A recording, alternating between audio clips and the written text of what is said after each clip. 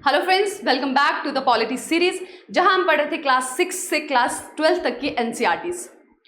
हम पढ़ रहे हैं आज क्लास 8 के एनसीईआरटी का last chapter, that is chapter number 8, social justice and law, कानून और सामाजिक न्याय।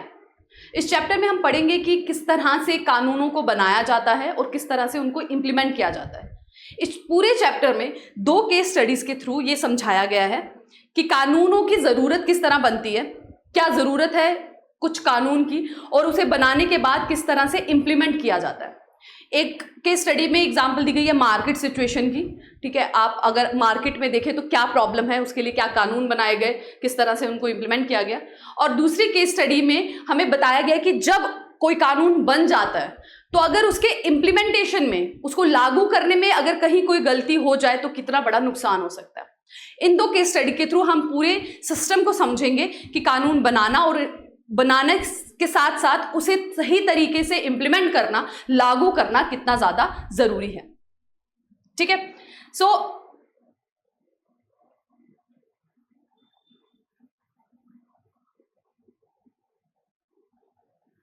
Just a sec. फाइन।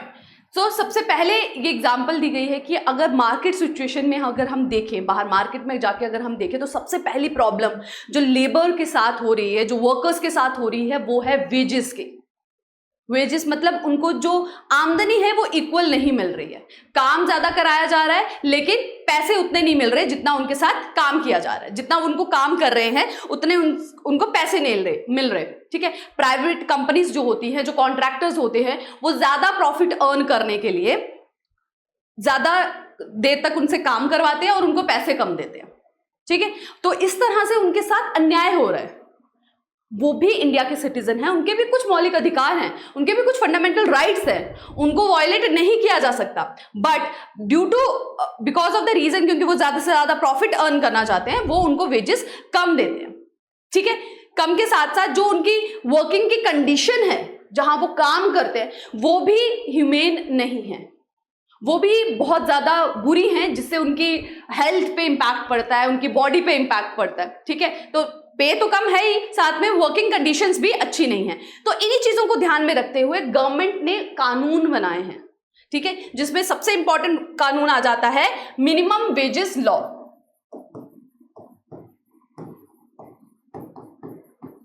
ये कानून है कि हर इंसान को, हर वर्कर को कुछ मिनिमम आय मिलनी चाहिए, उससे नीचे नहीं दे सकते। आप अपनी मर्जी से नहीं दे सकते, आप जितना मर्जी काम कराएं और अपनी मर्जी से दे दें। कुछ फिक्स्ड वेज है जो गवर्नमेंट फिक्स करती है, उससे नीचे वर्कर्स को नहीं मिल सकती पे। सो मिनिमम वेजेस लॉ लाने का मकसद यही था ताकि जो एक्सप्लॉयटेशन है, जो भेदभाव है, वो वर्कर्स के साथ खत्म हो सके। उसी की तरह गवर्नमेंट ने और भी लॉज लाए हैं for the protection of consumer. Consumer की प्रोटेक्शन के लिए लॉज,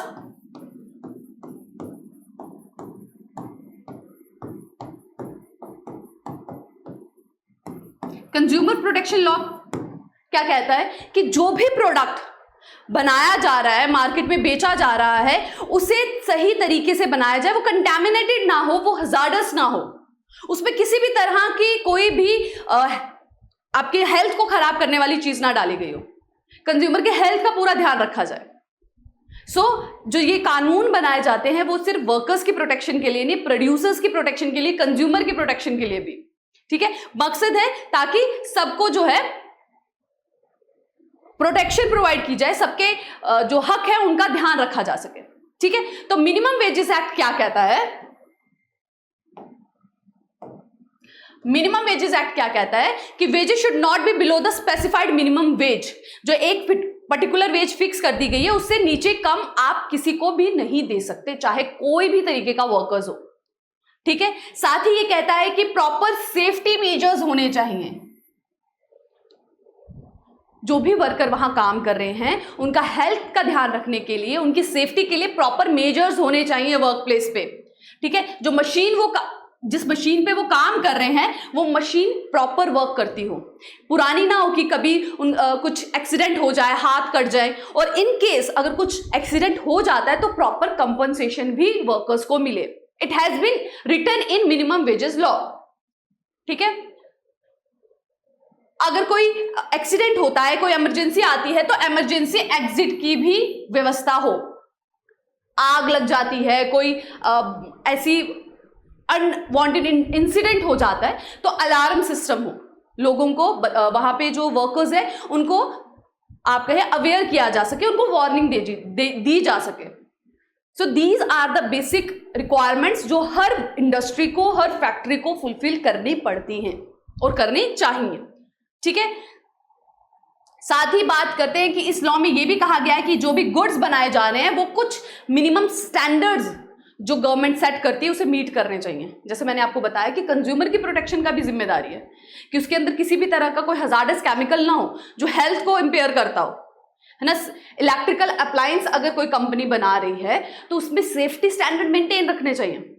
ठीक है, यानी कि उस अप्लायंस को यूज करते हुए करंट लग जाए, तो कुछ सेफ्टी स्टैंडर्ड्स हैं जिनको मीट करना पड़ता है। Only then you can sell that product in the market. ठीक है, सो ये कानून क्यों बनाए गए हैं? ताकि सोशल जस्टिस को इंश्योर किया जा सके। यहाँ पे कंज्यूमर, सोशल जस्टिस क्या है? सामाजिक न्याय, कि समाज के हर सेक्शन को न्याय मिले, वो लोअर सेक्शन है, अपर सेक्शन है, कोई भी है, सबको न्याय मिले। तो वर्कर जो उस फैक्ट्री में काम कर रहा है उसकी भी सिक्योरिटी हो, उसे भी अच्छी तनख्वाह दी जाए, उसे भी जो वर्किंग कंडीशन है प्रॉपर दी जाए। साथ ही वो प्रोडक्ट जब मार्केट में पहुंच रहा है और कंज्यूमर उसे कंज्यूम कर रहा है तो उसकी भी प्रोटेक्शन हो, तब भी सेफ्टी स्टैंडर्ड्स का ध्यान रखा जाए। ठीक है, so these laws are made for the protection of both. ठीक है, और जो प्राइसेस हैं, दिस ऑल्सो से डैट कि जो एसेंशियल गुड्स हैं, एसेंशियल गुड्स क्या हो गए? That is necessary for the living. ठीक है, जैसे खाने की चीजें हो गई, जो बेसिक नेसेसिटी के लिए चीजें होती है, उनका प्राइस आप ज्यादा हाई नहीं रख सकते क्योंकि उसके बगैर सर्वाइव नहीं किया जा सकता। ठीक है, अब आप देखिए लग्जरी में जीएसटी को हाई रखा गया है क्योंकि luxury goods are not necessary, है ना, वो लग्जरी में आते हैं, आप उनके बगैर भी सर्वाइव कर सकते हैं। लेकिन जहां पे फूड की बात आती है, ट्रांसपोर्ट की बात आती है, वो बेसिक नेसेसिटी में हो जाता है। ठीक है, तो उनका प्राइस आप गाड़ी का प्राइस हाई कर सकते हैं, बट आप जो फेयर है उसका प्राइस एक्सट्रीमली हाई नहीं कर सकते। ठीक है, क्योंकि आपको एक जगह से दूसरी जगह जाने के लिए आपको पब्लिक ट्रांसपोर्ट यूज करने हैं या प्राइवेट ट्रांसपोर्ट यूज करने हैं, आप फेयर पे करेंगे। अब फेयर को आप टू हाई नहीं कर सकते। ठीक है, व्हीकल परचेज करना that is luxury, but fair को हाई नहीं कर सकते। ठीक है, सो एसेंशियल गुड्स जो हैं that should not be high. ठीक है, साथ ही the law requires that factories do not pollute air और वाटर। जो फैक्ट्रीज हैं जो काम कर रही हैं वो हवा को और पानी को पॉल्यूट ना करें। ठीक है, so these are about the laws जो बनते हैं और उनका बनने का क्या मकसद है। इस तरह से इन लॉज को बनाकर जो प्रोटेक्शन है हर सेक्शन को प्रोवाइड की जाती है। ठीक है, साथ ही लॉज चाइल्ड लेबर के अगेंस्ट भी बनाए गए हैं। ठीक है, लॉज एंड सोशल जस्टिस की बात हो रही है तो कानून के बनाने का रीजन है ताकि सबकी प्रोटेक्शन हो। वर्कर्स की प्रोटेक्शन हो रही है उनको मिनिमम वेज देकर, उनको बेटर वर्किंग कंडीशन देकर। कंज्यूमर की हो रही है प्रोडक्ट का सेफ्टी स्टैंडर्ड मेंटेन करके। अब चाइल्ड से रिलेटेड भी बनाए कि 14 साल से कम के बच्चों को आप एम्प्लॉय नहीं कर सकते। ठीक है, 14 से 18 साल के तक के बच्चों को आप हजार्डस में नहीं कर सकते और 14 से कम वालों को किसी भी तरह के एम्प्लॉयमेंट में नहीं कर सकते। ठीक है, साथ ही जो वर्कर्स हैं उनको पूरा हक है यूनियन बनाने का ताकि वो अपनी जो डिमांड्स है, अपनी जो नीड्स है, उनको जो मैनेजमेंट है उसके सामने रख सकें। इनमें से बहुत से जो लॉज हैं that is already mention in DPSP. DPSP क्या है? वो हमारे कॉन्स्टिट्यूशन के पार्ट 4 में मेंशन है। पार्ट 4 में DPSP that is directive principle of state policy. जो डायरेक्शंस हैं स्टेट गवर्नमेंट की तरफ, राज्य सरकार को कुछ डायरेक्शन दी गई हैं कि उनको किस तरीके से अपनी जो जनता है, अपने नागरिक हैं, उनके लिए काम करना है। तो ये सब वहां पे भी मेंशन की गए हैं। ठीक है, so this is the first case study जहां पे ये बताया गया है इस चैप्टर में कि लॉज कैसे बनते हैं और किस तरह से वो प्रोटेक्शन प्रोवाइड करते हैं सिटीजन्स को। ठीक है, दूसरा जो केस स्टडी है वो हमें ये बताती है कि किस तरह से कानून के बनने के बाद अगर उसकी प्रॉपर इम्प्लीमेंटेशन ना हो तो वो किस तरह से प्रॉब्लम क्रिएट कर सकती है। ठीक है, अब कानून तो बन गया कि भाई वर्कर्स की जो वर्किंग कंडीशन है वहां सेफ्टी स्टैंडर्ड को मेंटेन करना है।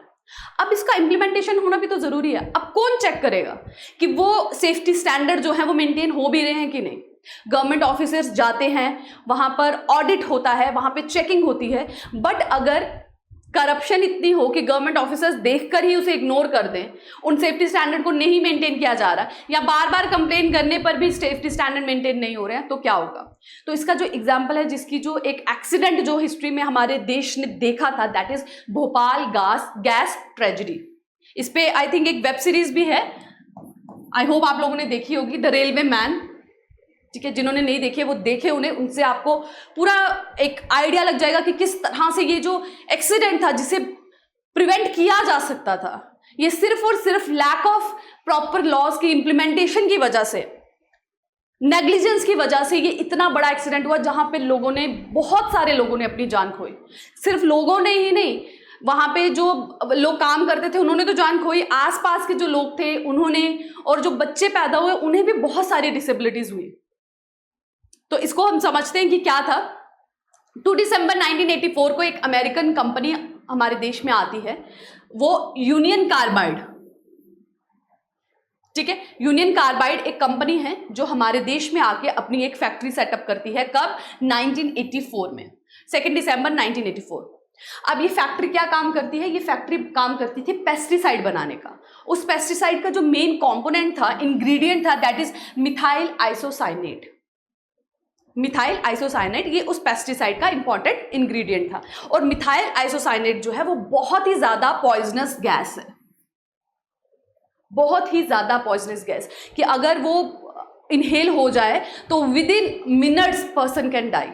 वो सीधा रेस्पिरेटरी सिस्टम पे अटैक करती है और पर्सन की डेथ हो जाती है। ठीक है, सो 2 दिसंबर 1984 को अमेरिकन कंपनी यूनियन कार्बाइड की फैक्ट्री सिटी में जो पेस्टिसाइड प्रोड्यूस करती थी उससे गैस लीक होना स्टार्ट होती है। ठीक है, और in a matter of 3 days more than 8,000 people were dead. ये लीकेज की डेट है, ये उस दिन स्टैब्लिश नहीं हुई थी factory, that is the day on which the leakage start. अब वो जो फैक्ट्री है, जो अमेरिकन कंपनी है, एक डेवलप्ड कंपनी की फैक्ट्री है, उन्होंने सेफ्टी स्टैंडर्ड को मैच नहीं किया। हमारे देश से जब उन्होंने अप्रूवल मांगा होगा, ऑफिसर्स वहां चेकिंग के लिए नहीं गए, उन्होंने सेफ्टी स्टैंडर्ड्स को चेक नहीं किया।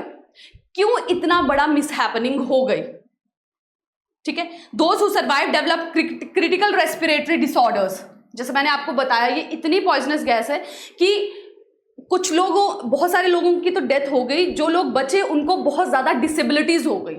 ठीक है, बहुत ज्यादा वियर्ड से एबनॉर्मलिटीज हो गई। ठीक है, अब सबसे इंपॉर्टेंट ये है कि जनरली नॉर्मली ये लॉ होता है कि जब भी कोई ऐसी फैक्ट्री को एस्टैब्लिश किया जाए जहां पे जो पॉइजनस गैस हो या कुछ ऐसा मटेरियल इंग्रेडिएंट उसमें हो जो बहुत ज्यादा हजार्डस हो या पॉइजनस हो, उन्हें आउटस्कर्ट में बनाया जाता है, पॉपुलस एरिया से दूर वो फैक्ट्रीज को एस्टैब्लिश किया जाता है। बट ये फैक्ट्री सिटी के हार्ट में थी, भोपाल सिटी के सेंटर में, जहां पे आसपास बहुत ज्यादा पॉपुलेशन थी। पहला तो लॉ वहीं ब्रेक हुआ। सेकंड, क्यों अब एक अमेरिकन कंपनी ने अपनी फैक्ट्री इंडिया में एस्टैब्लिश की? वो बाहर किसी भी देश में एस्टैब्लिश कर सकते थे, उसके बहुत से रीजन है जहां मैंने मेंशन किए। सबसे पहला आ जाता है चीप लेबर। हमारे देश में आपको लेबर बहुत कम दामों पे मिल जाएगी क्योंकि पॉपुलेशन बहुत ज्यादा है, इलिटरेसी बहुत ज्यादा है। ठीक है, इलिटरेसी बहुत ज्यादा है, पॉवर्टी बहुत ज्यादा है, पॉपुलेशन बहुत ज्यादा है, तो बहुत कम दामों पे आपको लेबर मिल जाती है। सो फॉरेनर्स आके यहीं पे फैक्ट्री एस्टैब्लिश करते हैं। दूसरा, बाहर आप अगर कहीं पे भी फैक्ट्री एस्टैब्लिश करेंगे, अगर आप सेफ्टी स्टैंडर्ड मेंटेन नहीं कर रहे हैं तो लेबर वहां काम नहीं करेगी। बट इंडिया में वो केस नहीं है क्योंकि इलिटरेसी है, अवेयरनेस नहीं है, लेबर को पता ही नहीं है कि सेफ्टी स्टैंडर्ड को किस तरह से, अगर ना हो तो उन्हें उनको क्या प्रिकॉशंस लेने चाहिए, क्या उनकी कंपनसेशन बनती है। They are not aware of it, उनको बहुत इजीली एक्सप्लॉइट किया जा सकता है। दैट्स वाई जो फॉरेन कंपनीज आती है वो यहीं पर एस्टैब्लिश करती है, बहुत कम पे पर ज्यादा काम निकलवाती है। ठीक है, चीप, ना ही उनको अच्छे हाउसिंग फैसिलिटीज देनी पड़ती है, जो फॉरेन में अगर आप एस्टैब्लिश करते हैं तो लेबर क्लास को आपको प्रोवाइड करनी पड़ती है। इन सब के थ्रू साथ ही वो अपनी जो प्रोडक्शन कॉस्ट है उसे कम कर देते हैं सेफ्टी स्टैंडर्ड को और लो करके, क्योंकि कोई भी सेफ्टी स्टैंडर्ड मेंटेन करना है, ठीक है, आपको अच्छी फैसिलिटीज देनी है, आपको मास्क प्रोवाइड करने हैं, पूरे गियर्स प्रोवाइड करने हैं, तो उसमें एक्सपेंडिचर होगा, खर्चा होगा तो प्रोडक्शन का कॉस्ट बढ़ेगा। और कंपनी का तो फोकस होता है मैक्सिमम से मैक्सिमम प्रॉफिट गेन करना, और वो कैसे होगा? प्रोडक्शन कॉस्ट को कम करके। इसीलिए लेबर सस्ती मिल जाए, उसे कम से कम पैसे देने पड़े, उन्हें कम से कम फैसिलिटी देनी पड़े, कम से कम स्टैंडर्ड मेंटेन करना पड़े। ठीक है। इस चैप्टर में ये मेंशन है कि 1980 से 1984 तक जो वर्कर्स थे MIC में, उनको कम कर दिया गया। प्रोडक्शन कॉस्ट को कम करने के लिए जनरली जो वर्कर्स हो उनकी छटनी कर दी जाती है कि ज़्यादा से ज़्यादा वर्कर्स निकाल दिए जाते हैं, कम लोग होंगे तो कम पैसे देने पड़ेंगे, कम पेमेंट करनी पड़ेगी, तो लोगों को कम कर दिया गया, निकाल दिया गया। और जो ट्रेनिंग का पीरियड था, जो उनको ट्रेनिंग देनी थी उस फैक्ट्री को रन करने के लिए, उसका जो टाइम पीरियड था दैट वाज ऑफ 6 मंथ्स। लेकिन उन्हें कितने दिन तक के दिया गया?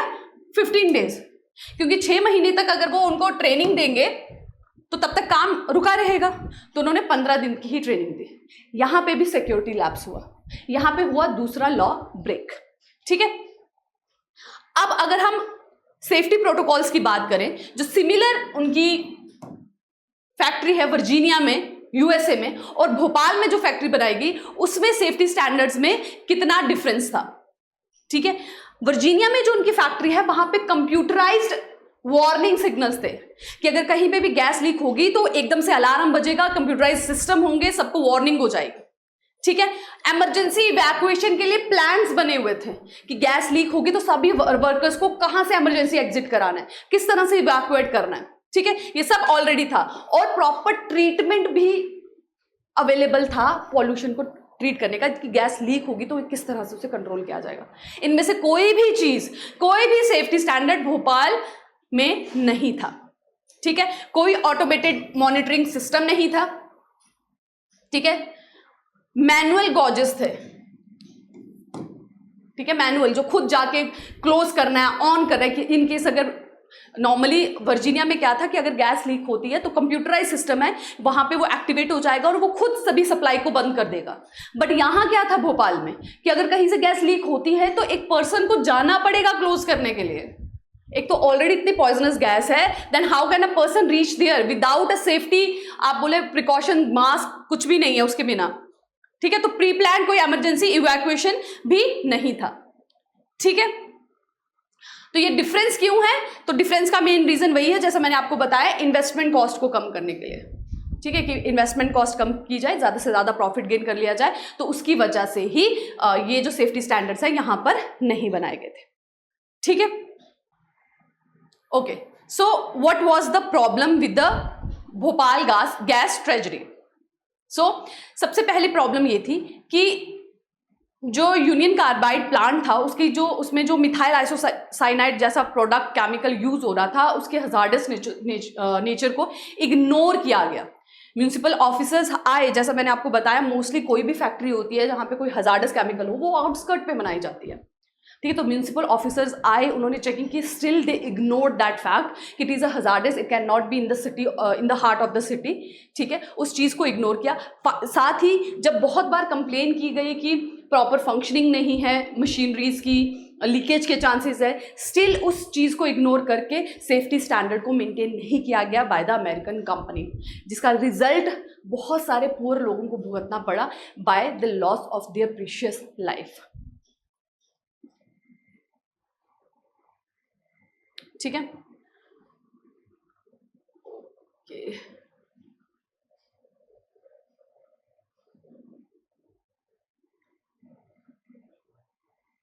Okay, so that was about the Bhopal gas treasury. इसके बारे में और डिटेल में अगर आप वो सीरीज देखेंगे आप बहुत अच्छे से उसे समझ जाएंगे। That is the railway man. यहाँ पे बात की गई है sustainable development goal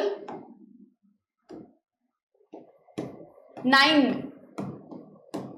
sustainable development goal 9 क्या कहता है? Industry, innovation and infrastructure.